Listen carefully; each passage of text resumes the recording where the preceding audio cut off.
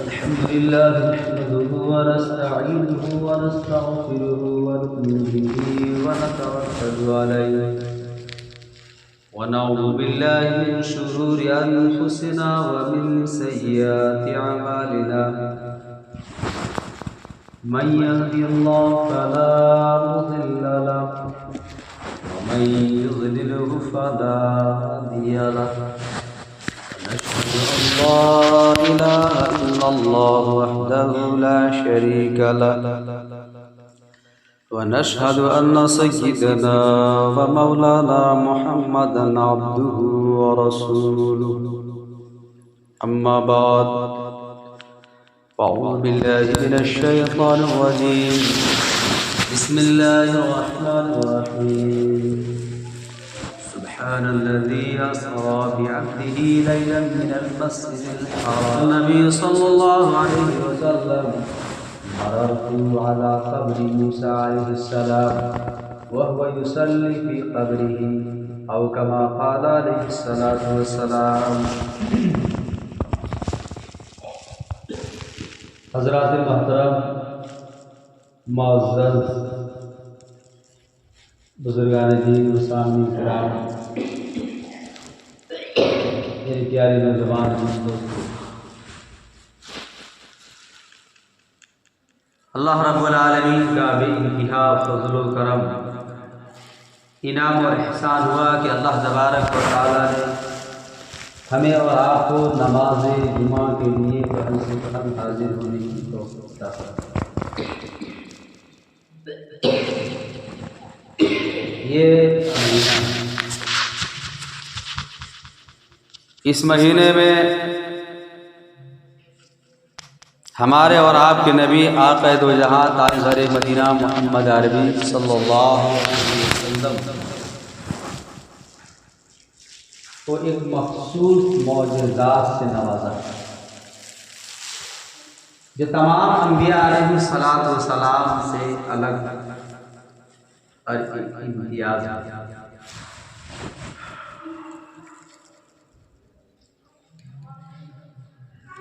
رجب کی آج 16 تاریخ ہے اور اسی مہینے میں معراج کا واقعہ پیش آیا ہے. میرے ذہن میں بات آئی کہ چند باتیں سرسری انداز میں زندگی کی زندگی میں ہو جائے. میرے عزیز دوستو، میں نے آپ حضرات کے سامنے 15ویں سپارے کی پہلی آیت پڑھی ہے. سبحان الذی اسری بعبدہ لیلا من المسجد الحرام الى الاقصی. اس آیت کریمہ کے اندر اللہ تبارک و تعالیٰ نے حضور پاک صلی اللہ علیہ وسلم کے معراج کے واقعات کا ذکر کیا ہے.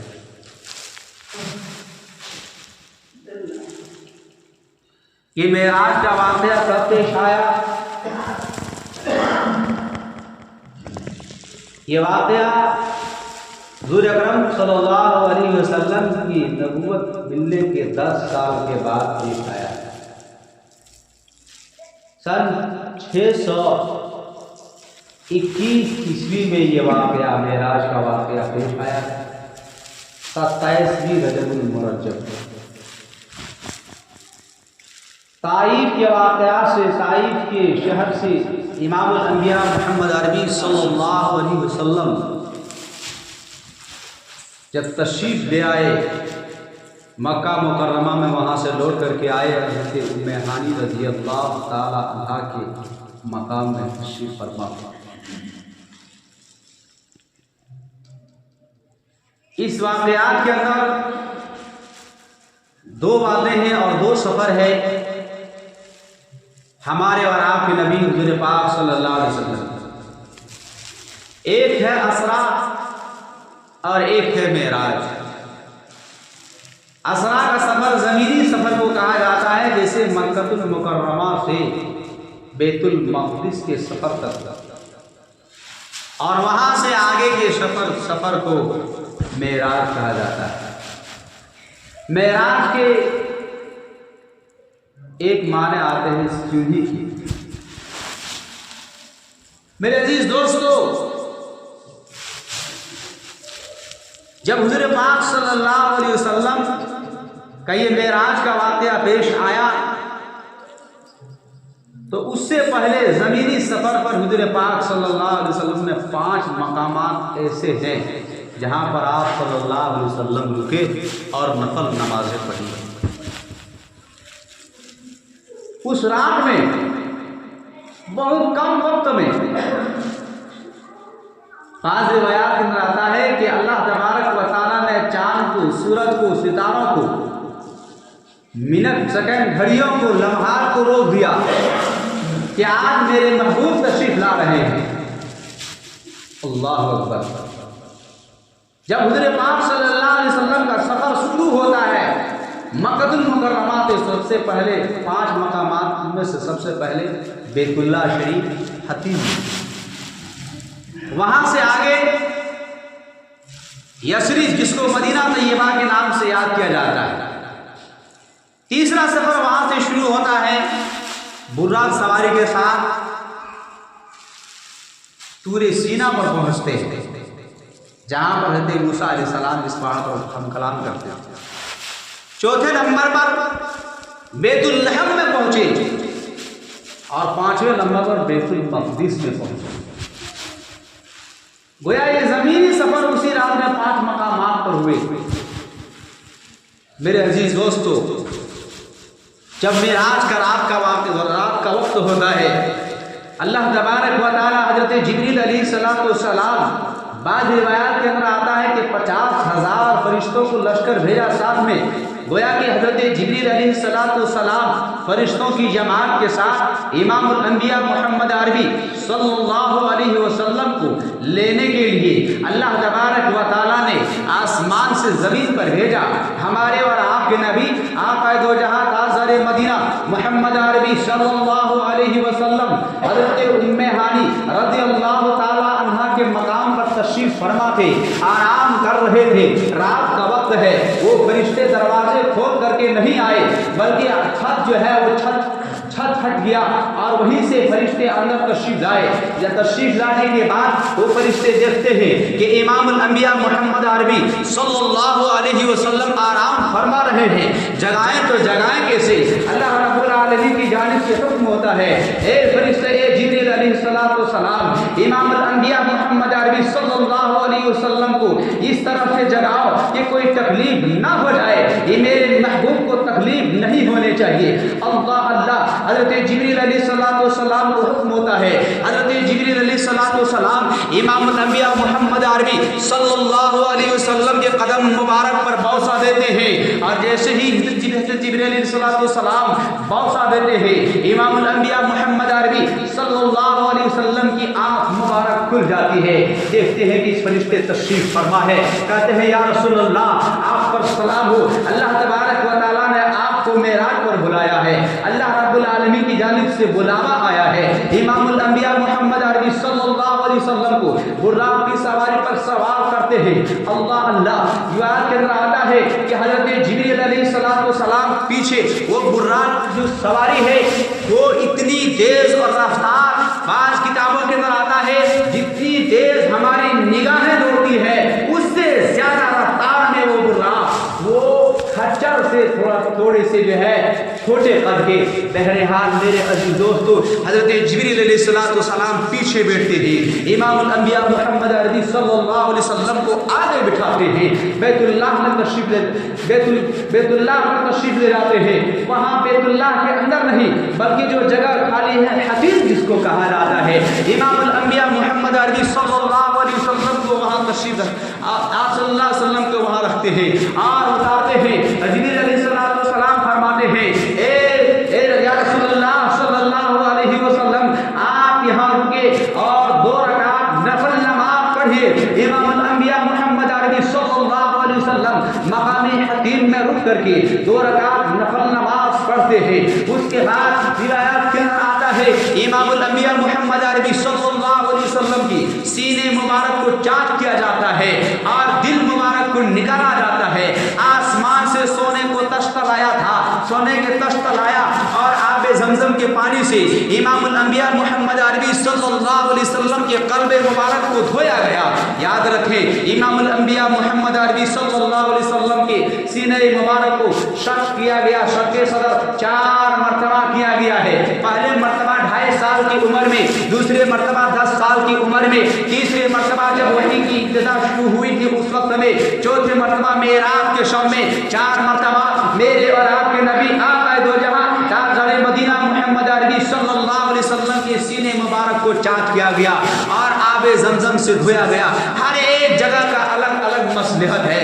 بہرحال سینے مبارک کو دھونے کے بعد امام الانبیاء محمد عربی صلی اللہ علیہ وسلم کو وہاں سے جاتے ہیں، پھر سوار ہوتے ہیں، چلتے چلتے جو ہے بیت المقام یثرب پر پہنچتے ہیں جس کو مدینہ طیبہ کہا جاتا ہے۔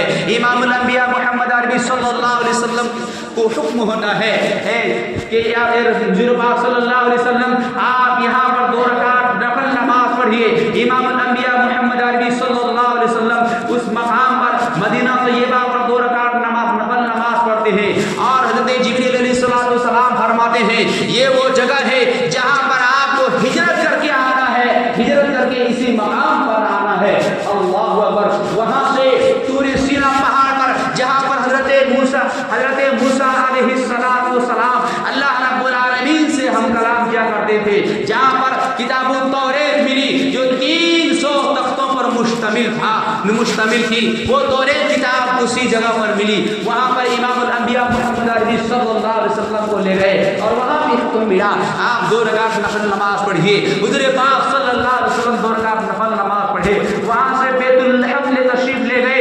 بیت اللحم جہاں پر حضرت عیسیٰ علیہ السلام کی ولادت با سعادت ہوئی، اس مقام پر میرے اور آپ کے نبی تاجدار مدینہ محمد عربی صلی اللہ علیہ وسلم کو حکم ملا آپ یہاں پر بھی 2 رکعت نفل نماز پڑھیے۔ اس کے بعد بیت المقدس میں تشریف لے گئے۔ میرے عزیز دوستو، یکے بعد دیگر آقا دو جہاں تاجدار مدینہ محمد عربی صلی اللہ علیہ وسلم بیت المقدس میں تشریف لے جاتے ہیں۔ یکے بعد دیگر انبیاء علیہ السلام تشریف فرما ہے۔ کم و بیش 1,24,000 انبیاء علیہ السلام تشریف فرما ہے۔ تمام کے تمام انبیاء علیہ السلام صف لگائے ہوئے ہیں۔ اللہ اکبر۔ آزان ہو رہی ہے، نہ تو فجر کی نماز ہے نہ عشاء کی نماز ہے۔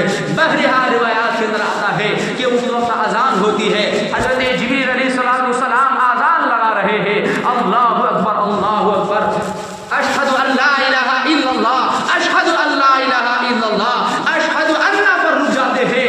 اللہ یہاں پر تو یقین بعد دیگر کم و بیش 1,24,000 انبیاء علیہ السلام تشریف فرما ہے۔ کس نبی کا نام لوں؟